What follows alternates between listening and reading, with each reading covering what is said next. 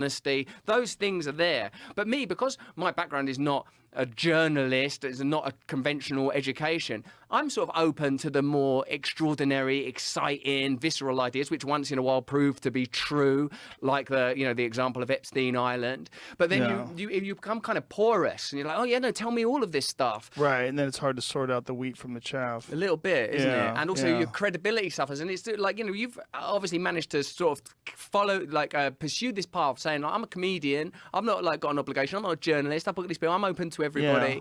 But it seems like as the cultural role changes, as the power and magnetism, because of the needs, because of the necessity, because people just aren't, like you say, the loss of trust in institutions, the loss of trust in authority, being open and willing to have those conversations grants you all power. And then the commercial power comes and the financial power comes. Yeah. And suddenly you've got to navigate it. And I think it all came together in that, it seemed, at least from the perspective of an observer, in the ivermectin moment, that the culture should be able to tolerate a conversation. The culture, that shouldn't be verboten. Well, not just that, but the blatant lies that CNN was telling about it.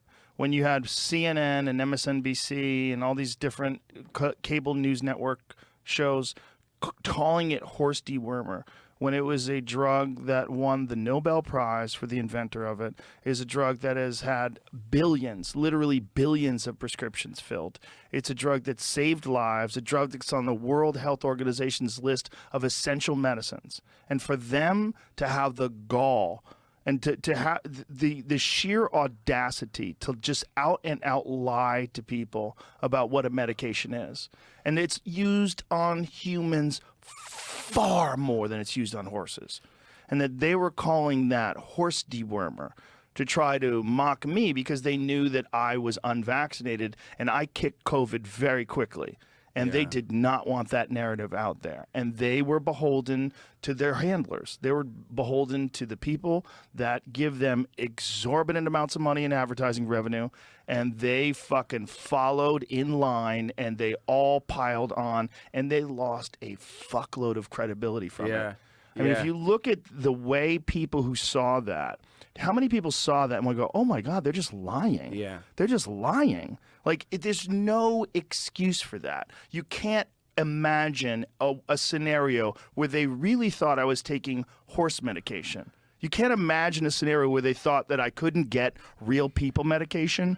You can't imagine it. I'm not poor. I'm not without resources. I'm not confused. I'm not without the recommendations of actual physicians. Like, none of that makes any sense. The idea that they could go on television and say, oh, this conspiracy theorist is taking horse dewormer. And that was the narrative, not, hey, how'd that guy get better so quick? Yeah. How is it 3 days after he got COVID, we shut the whole country down for this thing, and he looks fine? And then they changed my filter and turned me yellow on television. Like, they took the original video of me and ran it through a filter to make me look horrible. It's really, they did some wild shit. But that wild shit that they did cost them their credibility. I just don't think they understood the landscape when they were doing that. I don't think they do at all. I think they took an extreme editorial perspective without realizing that's what they were doing. And I think that the entire mainstream culture has actually found itself on a kind of a peninsula, that where there is insignificant variety, in my view, between the two parties, which is why they're so willing to remain engaged in cultural war discourse and the conventional hot button topics in this country in particular around the pro-life, pro-choice and guns arguments. They're willing to remain in that territory because financially and economically they are ultimately aligned, that the most powerful interests in America are happy with either outcome.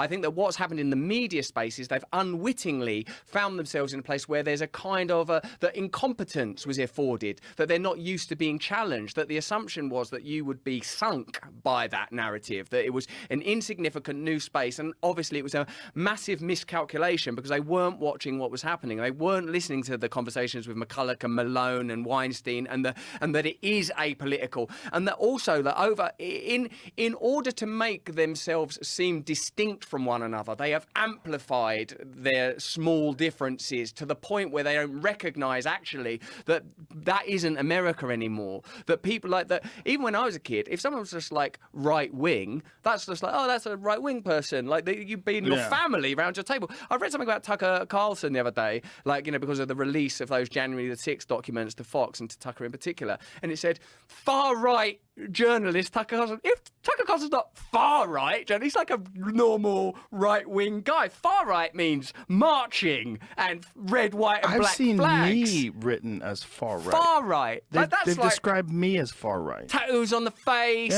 extreme boots. You know.